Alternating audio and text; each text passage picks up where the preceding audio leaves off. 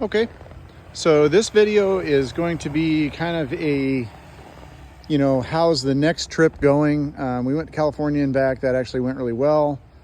Tires did an awesome job. Diesel heater did an awesome job. It was about 50 to 55 degrees in California, so it wasn't super cold, but it was actually pretty nice to have the heated floors and that kind of thing. However, right now we are about 5 miles north of Kansas City, and it is about 20 below right now. It's brutally cold. It's supposed to be even colder tomorrow, and here we are. So I'm going to go ahead and walk up in here and kind of discuss a few things. So diesel heater, you can kind of see it running there. That's just condensation, running awesome, doing absolutely awesome. So I don't have any kind of anything underneath these. A lot of the other campers around here are all running some kind of like underlayment underneath them.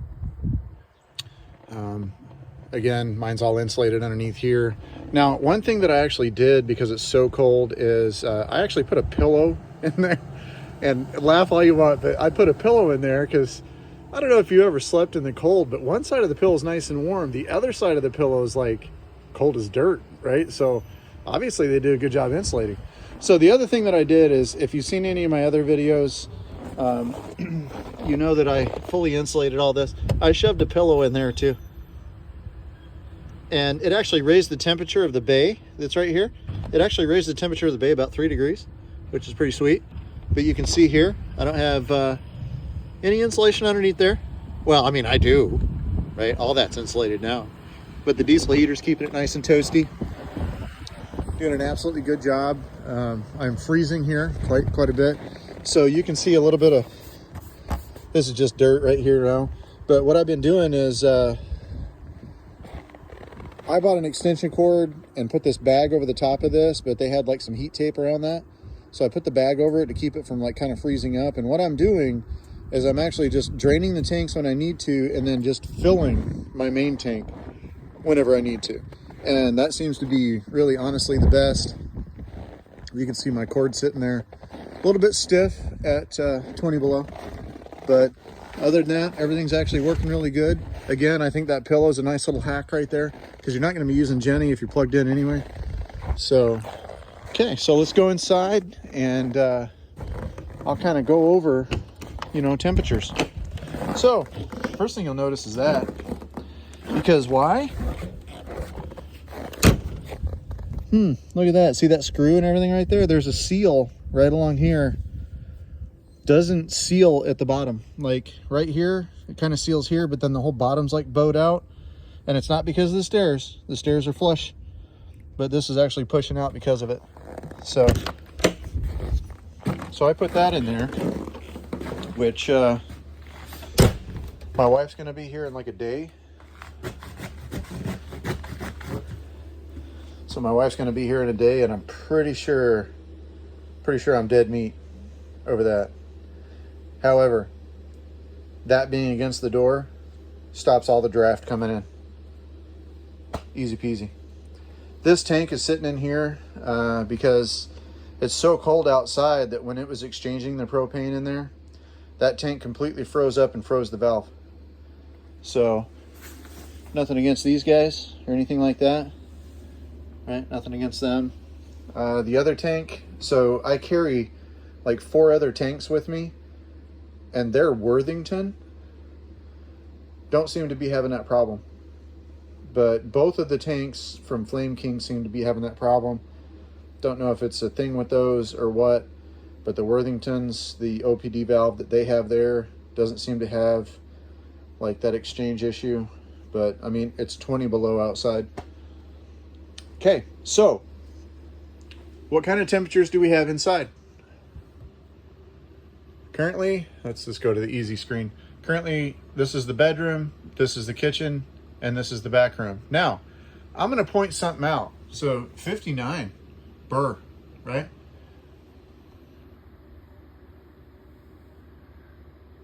Right, well, that kind of blows. So right above that little black thing that's right there is the little round thing. That's your temperature sensor. Happens to be mounted to an exterior wall, which means that you're going to get probably irregular temperatures. So I actually took a sensor that I had and put it back there, and I'll show you that sensor here in a second. But the sensor that I measured, I put on the top of the spare tire. So here's my Bronco. The spare tire that's on the back of that Bronco, I just set my sensor right on top of that, and it measured 68 degrees. So about a 9-degree temperature difference, you know, if this is, now the furnace just kicked on, obviously that's the flame thing, but come on. So, but it's about 10 degrees warmer back there than what it's actually showing. A few things that I'm doing because it's negative 20, the little white thing right there. So I do have a heater, which you can see plugged in right there. That actually is a mechanical thermostat with a relay output. So when the thermostat gets to a certain temperature, it actually fires and turns that little heater on, because I have never found the little dial thermostats on those heaters to be all that accurate. And so that right there basically just means I turn the dial all the way on the heater, and then I turn the dial on that, and that is methodically consistent. Like whatever that says for temperature is what it really does maintain. And I'll kind of show you what we're doing in the bedroom that validates a lot of that. Plus, I've owned those for years, and we actually use those down in Arizona, because we had a situation where we had a rig down in Arizona that we were trying to keep a certain temperature, and at night it was getting down into like 40. And so I actually programmed a PLC to actually run those in the beginning, but those work so good.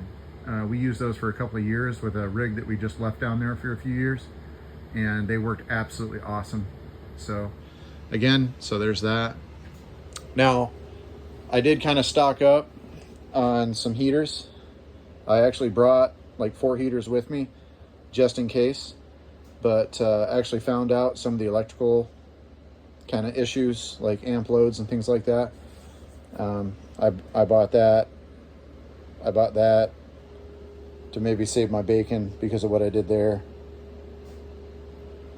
I don't know if that'd be enough. So you guys let me know.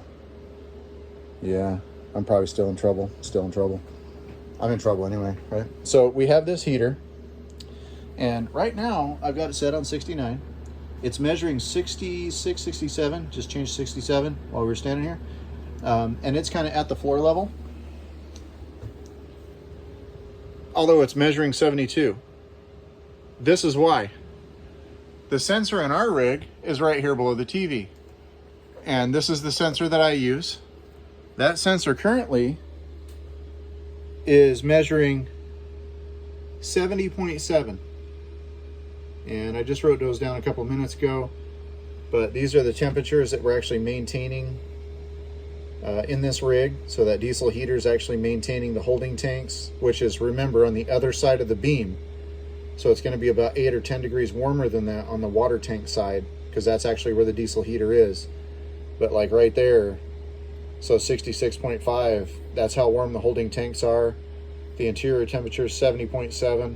Storage bay is right in 46.6. And remember, there's no heat in there.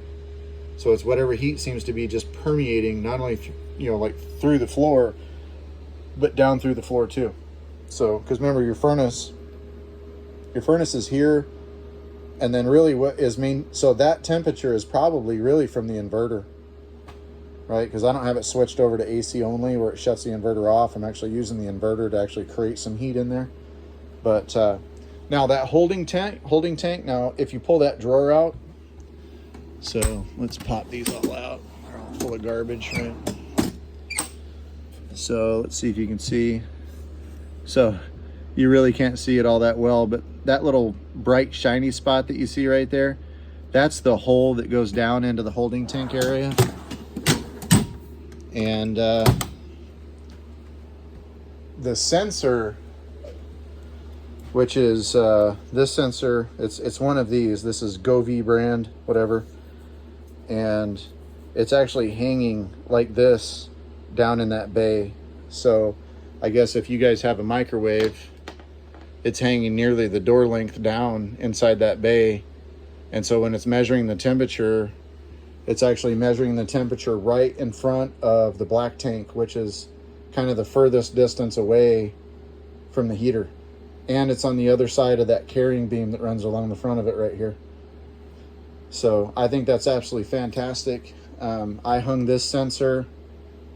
So I actually shoved this sensor up next to one of the water lines and left it in there for like a day. And it measures about 8 or 9 degrees warmer in the water tank side than it does in the holding tank side than what it actually measures. From that sensor to this sensor, it was about 8 or 9 degree difference. So now that I know that, I'm using this one in here. And I'm actually setting it up there next to that sensor. So that's the sensor that's measuring your kitchen temperature or your living room temperature. And I put that sensor right there to kind of validate its readings. And it does seem to be off because I'm measuring 70.7 and it's measuring 72. So it's 1.3 degrees off or something like that, which doesn't seem like a big deal. But for some reason, the furnaces in these rigs, man, when they fire up, like they run until it's like 3 or 4 degrees over whatever your set point is, and then they shut off, and then they run for about another 20 minutes or something, probably to cool down the chamber. But I think that's kind of crazy how far past it goes. Like it won't maintain a plus or minus 2 like it does at your house or anything like that. Apparently it'll maintain a plus or minus 4. So it'll get 4 degrees over your set point, and then it has to go 4 degrees below your set point before it actually turns on. But I guess it's because it's propane and it ramps up temperature so quickly. So I can tell you right now, that back heater right there, which was potentially on my docket to be replaced, seems to be working pretty good with the electric offset. So this one, so each heater that I have in here, I have set on low, which is 750 watts, but they'll do a maximum of 1500. The circuit probably can't support 1500. So even though everything I've looked at in this thing shows 12 gauge wire, they may have run 14 gauge because each circuit in the circuit breaker up here is actually rated for 15 amps. So you can see here that they've actually got all these 15 amp circuits right here. They have the ACs set on 20s, but anything else, like the microwave's 15, so it says CS. So just so you know, all your outlets in here, all on the same circuit. And then this one right here that plugs in right there, that's bathroom. That's your bathroom circuit. And then I'm gonna go ahead and go up into the bedroom, which I'm starting to notice that that must be rubbing right there when we're traveling. So I'm probably gonna need to address that. That little heater right there. Now remember, you have one vent right there. One vent right there. Which I think that your breath puts out more volume of air, is what heats this bedroom. Now I have the slide in for a reason. But that right there is running at 750 watts. I have it on the exact same little mechanical thermostat right there. And I have it set on 68. It's maintaining this bedroom at 71. If you don't keep this door closed, the heat in that bedroom will affect the temperature in the kitchen. Because all the heat will pour from here, like from here, straight into the kitchen. And then you'll never have that furnace in the kitchen come on. And then when you open this door and you go down there, it's like stupid cold. So, because it never turns on. Because they got that sensor in a bad spot. Anyway, the reason that I don't have this out is because it's been snowing for 2 days. And I don't know if you've ever owned a camper before or anything like that. But when you put that out, all that snow builds up on the top of it. And if you need to retract that a few days later, you got to climb up on the roof and knock all that snow and everything off of there. And most likely you'll have to knock all the ice off the top of it right there in order to even close it. So it's easier to leave it closed when it's snowing. When it stops snowing, then put it out.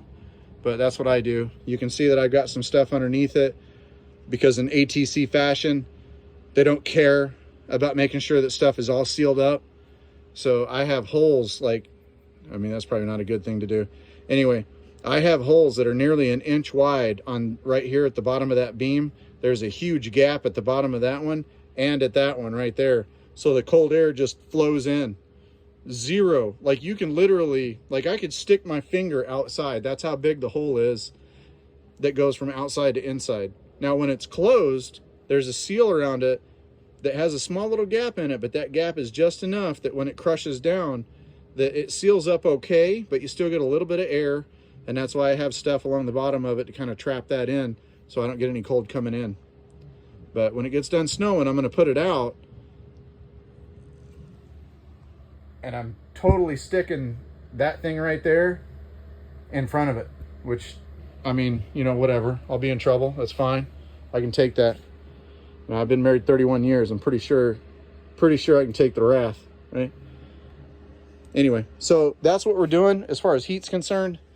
So I'm going to kind of recap a little bit.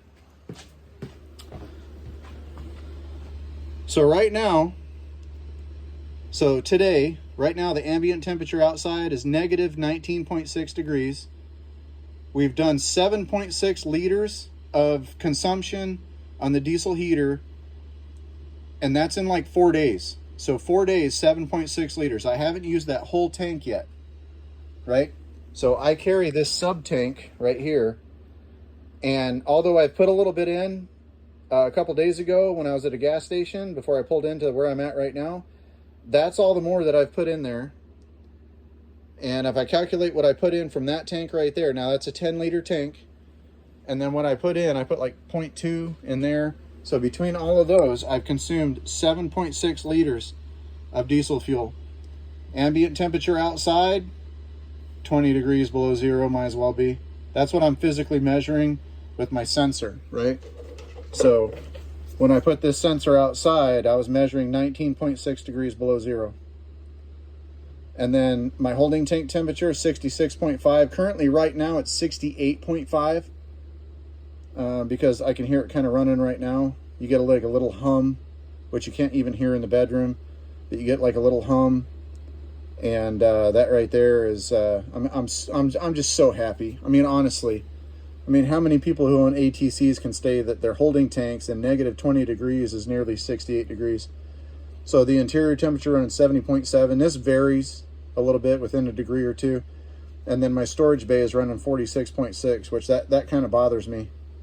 So I may be doing something about that in the near future, but whether it be an electric heater or whatever.